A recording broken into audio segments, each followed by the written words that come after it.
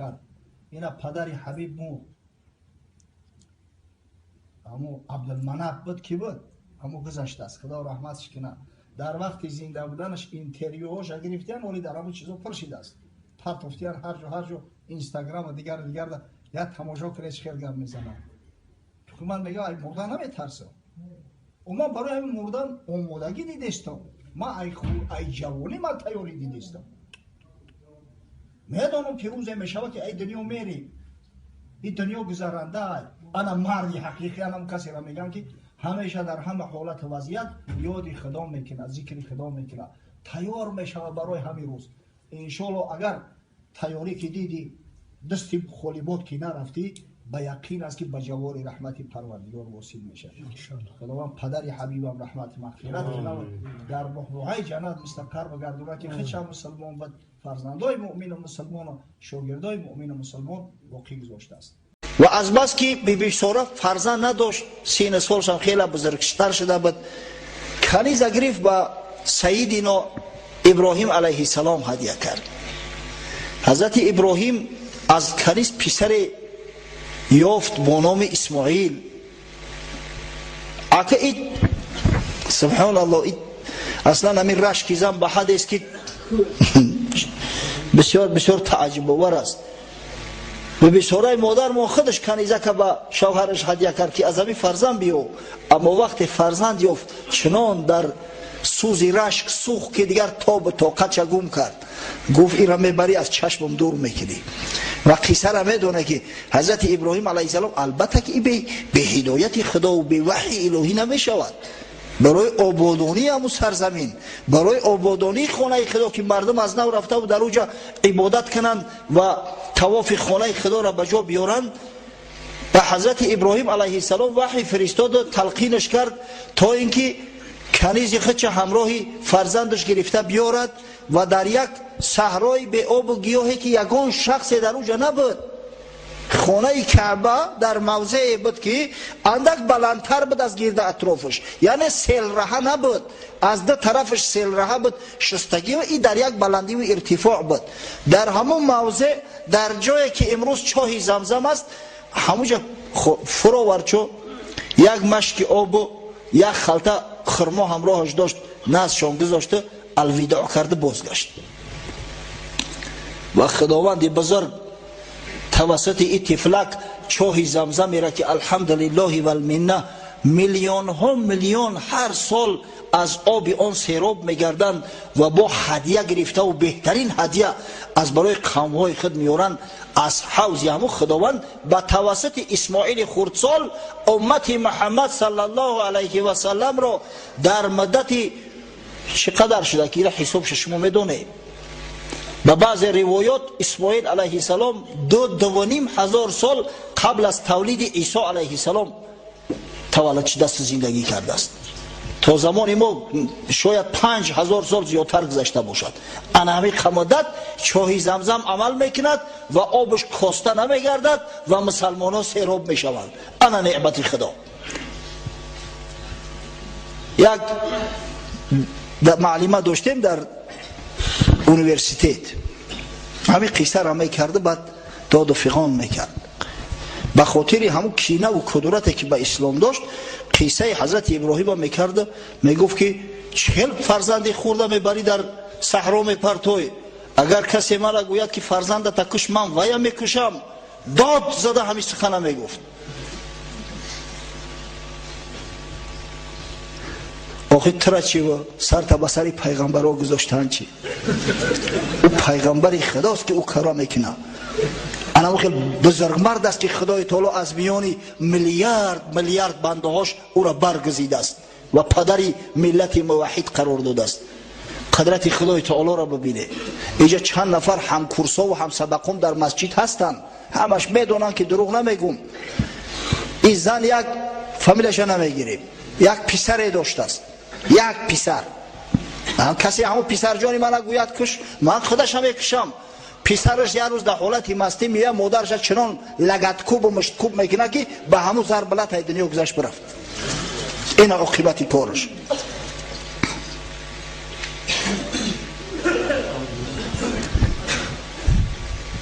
تا دل مرد خدا نامد به درد، هیچ قومی رو خدا رسوا نگرد. هر کس باید موضع خچه بدونه، هر کس باید جای خچه بشناسه. و حضرت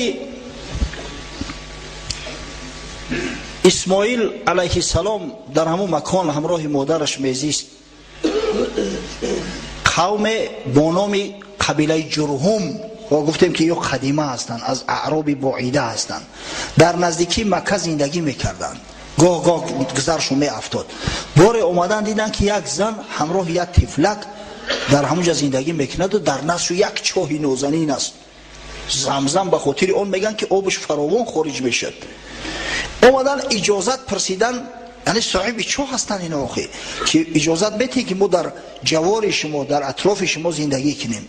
وقتی اجازه گرفتن همه قبیله آهسته آهسته اومده در اطراف مکه خانه ها ساخت و از آب همون زمزم استفاده می بردن. در این بین بیبی هاجر مادرمون از دنیا گذشت. بعدا حضرت ابراهیم علیه السلام در تاریخ میبینیم که یک چند بار به نزد فرزندش به مکه آمده است. به اخبار صحیحه محققا وقت حساب کتاب کردن بعد وفات بیبی هاجر، حضرت حتی بعد وفات نه، در زمان حیات بودنش هم باره اومده است. عموما بعد از او که طفلک همراه مادرش آورده گذاشته بود، 4 بار دیگر به مکه مکرمه تشریف آورده است حضرت ابراهیم. بار اول قصهش در قرآن است، قصه ذبح اسماعیل علیه السلام که حضرت ابراهیم رؤیا دید، رؤیای صالحه که خداوند امرش کرد که فرزند خطه برای ما قربانی کن و حضرت هم به یگان درنگ آمد به مکه مکرمه خواست اسماعیل ذبح کند. اما خداوند وقتی که دید که پیغمبر رؤیای حق تصدیق کرد، قد صدقت رؤیا بالحق، در عوضش یک ذبح عظیم عطا کرد، یک گوسفند بزرگی. این بار اولش است. بار دوم میبینیم که حضرت اسماعیل علیه السلام ملک بزرگ شده است و یک زنی را از همون جرهم به زنی گرفته است. حضرت ابراهیم علیه السلام وقتی که به مکه مکرمه تشریف آورد، اسماعیل نبود فرزندش. از زن پرسید که اسماعیل کجاست؟ گفت پیدا نیست، شاید شکار رفته بود. گفت زندگیتون چی نوع است؟ از زندگی گیله و جنگیله کرد، شکایت کرد. همین زن جکاک عمری آدم خزان میکند. پدرمو ابراهیم علیه السلام ایره خیلی خوبتر از ما و شما میدونست. از این خاطر زن گفت که وقتی که شوهرت اومد بگو که عتبه درش عوض کند، استانه در عوض کند که این استانه نشید. این بیچاره زنی به عقل است، کجا میفهمه که چی گفت؟ نباشد در حیاتش کلمه را به حضرت اسماعیل نمیرسوند. وقتی اسماعیل اومد، زن گفت یک موسفیدی بسیار زیبا جمال و نورانی آمد و تأکید کرد که اسماعیل عتبه درش عوض کند. گفت جواب دادم برم 4 طرفت قبله، عتبه در من تا هستی رود درگور، از این معلوم میشه که تو خوب استقبالش نکردی. و دختری سروری قبیله بنی جرهم، مزاز ابن عمرو جرهمی را بزنی گرفت. سفری سیم حضرت ابراهیم دا میبینیم که اومده است، باز فرزند چه نیفته است. ببینید حضرت تو به حد امانتدار بود که از مادر مو بی ساره همه فقط یک مهلت دیدار اجازت میگرفت. همه اجازتش که خلاص میشید قفا میگشت. اولینی قدی کار میکرد حضرت. اومد که اسماعیل علیه السلام نیست. پرسید زنه که چی حال احوال دارید؟ گفت الحمدلله، بسیار شکرگزاری نعمت خدا را میکنم که پروردگار خیل شوهری صالح برای من عطا کرده است، خداوند در خاندانم نور عطا کرده است، صاحب فرزند هستم. حضرت گفت وقتی که شوهرت اومد بگو که نه وقت عتبه زیبا و خوب موافق پیدا کردی، نگهش بدار. وقتی که اومد حضرت اسماعیل زنش این سخن به او رساند، شکرگزاری نعمت خدا را کرد که الحمدلله و المنه، خدای تعالی زنی صالحه داده است. واقعا زنی صالحه نعمتی بزرگ است. کسی را خدای تعالی زنی صالحه باشد، خواه پیغمبر باشد خواه غیر پیغمبر باشد، خیر دنیا و آخرت داد استش، دیگه بخره بگرده، بزرگترین نعمت است. زنی خوب و فرمانبر و پارسا کند مردی درویش را پادشاه. حضرت اسماعیل علیه السلام از همون دختر موزاز ابن عمرو جرهمی 12 فرزند یافت، 12 پسر. نام 10 تاش در تاریخ هست، اما از بس که از اونها یگان اصل باقی نمونده است، ما نمیدونیم آیا یگان قوم باقی گذاشتن، چیزی گذاشتن، حاجت به گفتارشون است. اما 2 فرزندش مخصوص ذکر میکنیم، این فرزندای بزرگش هستند. یکیش نامش نوبت بود، دویمش قیدار. پسر کلانیش نوبت بعدی وفات اسماعیل علیه السلام چند مدت تولیت کعبه در اختیارش بود. ما سفر 4 حضرت ابراهیم در این بین نگفتیم، آخران سفر شد که وقتی اومد حضرت دید اسماعیل علیه السلام تیر برای کمانش درست کرده است در لب چاه زمزم، خیز پیش پدری بزرگوار پدر از زیارت کرد. بعدا 2 نفر دست آستین بر زده و با کمک جبرئیل علیه السلام و بعض دیگر از ملائک خانه کعبه را برداشتند، قامتش برداشتند و حضرت ابراهیم ندا داد و خداوند این ندا را در تمام عالم، در اطراف و اکناف، در صلب پدران، در رحم مادران، در روحها رسانید.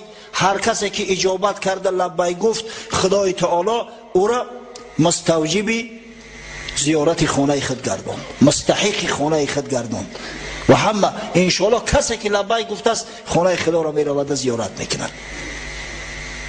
این سفر آخران حضرت ابراهیم علیه السلام از ساختمان کعبه و اسماعیل علیه السلام مدت 137 سال عمر دیده است. در همین مدت تولیت خانه کعبه در اختیارش بود. بعد وفاتش در ابتدا پسر بزرگش نوبت، بعد از او قیدار سروری و تولیت کعبه را در اختیار گرفتند. اما بعد وفات قیدار حکومت به دست باباش گذشت، به دست همون موزاز ابن عمرو جرهمی و قبیله جرهم دیگر فرزندای اسماعیل علیه السلام همین عربهای مستعربه را در یگان کار نزدیک شدن نگذاشتند. به خاطر جدشو احترامشو میکردن، اما دیگر در یگان کاری زیارت خانه کعبه و گذارشو نکردن. اونجا کار زیاد است، سقایت است، وفادت است، حجابداری است، پردهداری است، قیادت است، در هیچ کار نگذاشتنشون نزدیک شوند. یعنی هم حکومت ضبط کردن و بخت گرفتن، تقاییشون بگیم چی بگیم اگر. خب نوبت، فرزندان نوبت آخر الامر کوچ برداشتن از مکه به جانب اردن رهسپار شدند. در اونجا یک از همه قوم‌های نبتی یک تمدن در دنیا باقی مونده است با نام تمدن نبتی ها. یک پایتختی هم داشتن با نام پترا که آثارش تا حالی را وجود داره. اما حتی امام بخاری قبیله های اوس و خزرج از همین نبتی ها میدونه، از عرب مستعربه. ما به شما بیان کردیم که اونا عرب عریبه هستند، قحطانی هستند. اما امام بخاری آورده است میگن نه، این فرزندای همین نوبت ابن اسماعیل هستند، از همین اولاد برمدیان، پس اینا هم عرب مستعربه هستند. و جای عجیبش این است که بزرگترین شارح بخاری در فتح القدیر، در فتح الباری ابن حجر اسقلانی را همین قول تأیید میکند، اگرچه که اکثر محققا قول اول دارند که مردم اوس خزرج مستعربه نیستند، عریبه هستند. خب از عربی مستعربه کی ها پیدا شدند؟ چه قوم ها؟ قبایلی. خب تا عدنان ما چیزی نمیدونیم. عدنان جد 21 رسول الله صلی الله علیه و سلم است. پیغمبر صلی الله علیه و سلم تا عدنان حساب و کتاب میکرد، می آورد میرسون نسبش. بعدا میگفت که تاریخ نویسا و همین منصب بیان کنا، نسب بیان کنا دروغ گفتن، او طرفش بیان نمیکرد.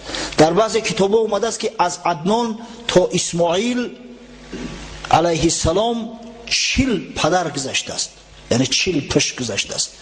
ایش ما نمیدونیم، اما از عدنان در تاریخ مفصل اومده است که عدنان علاقه یک چهره شناخته شد.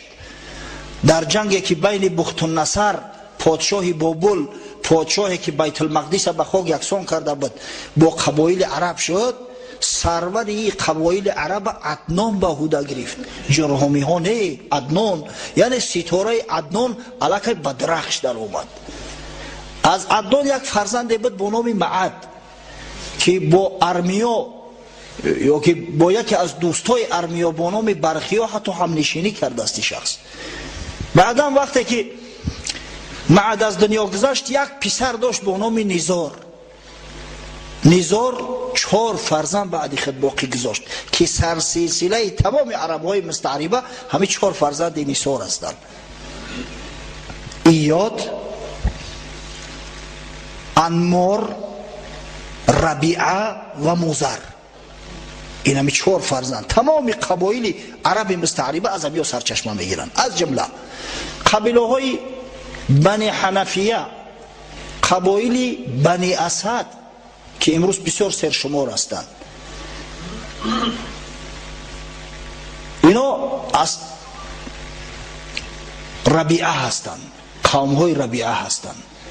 قبایل حوازین، تمیم، قبیله های ثقیف، کنانه و از کنانه قریش پیدا شد، اینا از مزر هستند. اولاد پیغمبر صلی الله علیه و سلم قبیله مزری میگفتند. و همین دو قبیله، قبیله ربیعه و قبیله مزر، در زمان عهد پیغمبر صلی الله علیه و سلم به حد زیاد شده بودند که پیغمبر وقتی که عدد زیاد بیان کردنی میشد میگفت مثل گوسفندهای بنی ربیعه و مزر، همین قدر عدد چارواشون و شماره قبیله ها زیاد شده بود است. خب از قوم مزر گفتیم قرشی ها به دنیا اومدن. قریش تخلصی فهر ابن مالک است، یکی از بابا کلان های رسول الله صلی الله علیه و سلم. قریش اصلا اژدها را میگن، یعنی که مثل مار چست با قوت قوی، از همون خاطر تخلص قریش گرفت. اگر چنده که قرشی ها و کنانی ها در اطراف مکه زندگی میکردند، اما تولیت مکه در اختیارشون نبود. تولیت مکه را در ابتدای عصر 2 میلادی قوم بنی خزاعه از عربهای عربه ضبط کرده و گرفتند و در اونجا حکومت میراندند.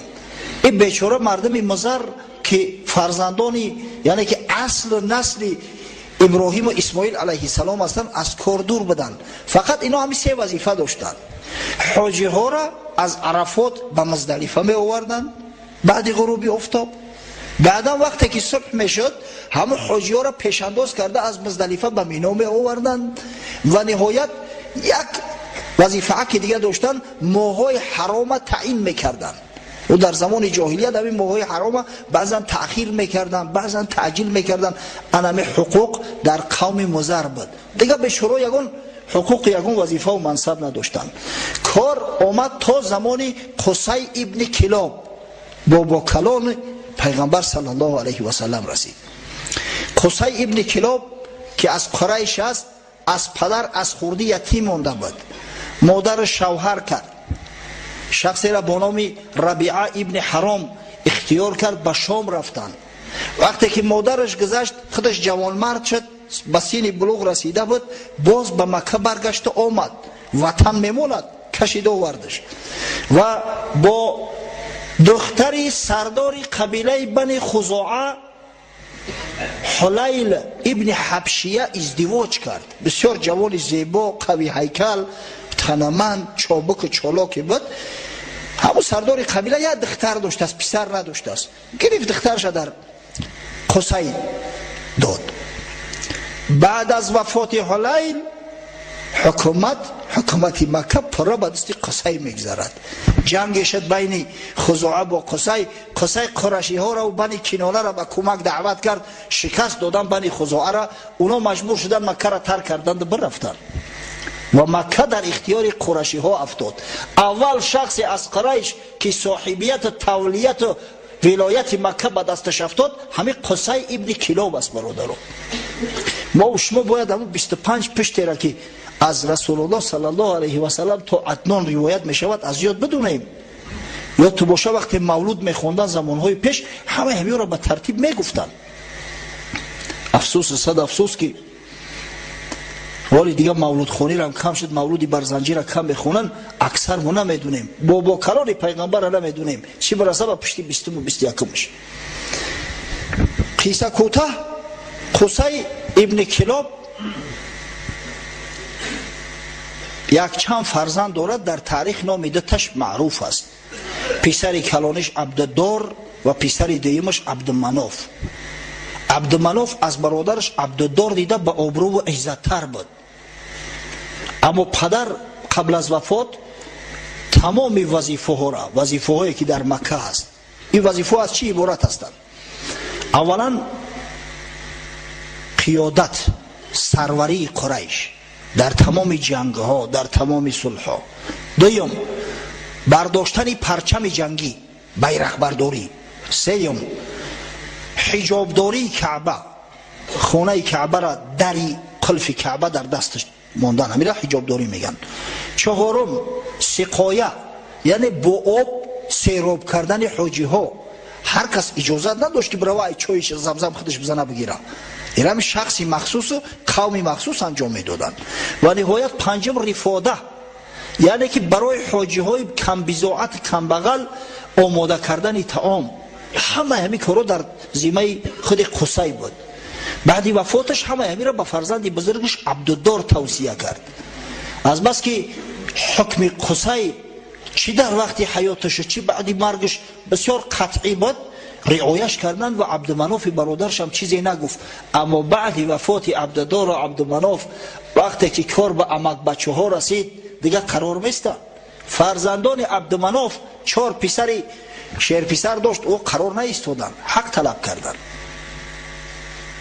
هاشم، عبدالشمس، مطلب و نوفل حق طلب کردن.